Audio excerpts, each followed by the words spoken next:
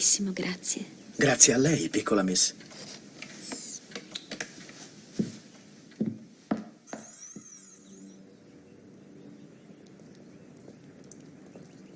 Richard Martin. E questo è un NDR? Bene, ho ricevuto il suo messaggio, ma che cosa fa esattamente? Quello che mi interessa è che mostra una serie di caratteristiche come creatività, curiosità, amicizia, che queste sono opere d'arte originali.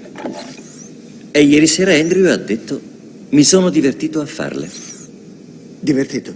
Sì. Uno non deve usare quella parola? No, va benissimo, Andrew. Capisce, è piuttosto insolito sentire che... Dunque, signor Martin, lei vorrebbe che noi ratificassimo un atto che dichiari che lei è un essere umano? Sì, più precisamente che sono idoneo a sposare un altro essere umano. Capisco. Dobbiamo ammettere il fatto innegabile che per quanto lei possa essere simile a un essere umano, non fa parte del bacino genetico umano. Veda, Andrew, la società può tollerare un robot immortale, ma non accetterà mai un umano immortale.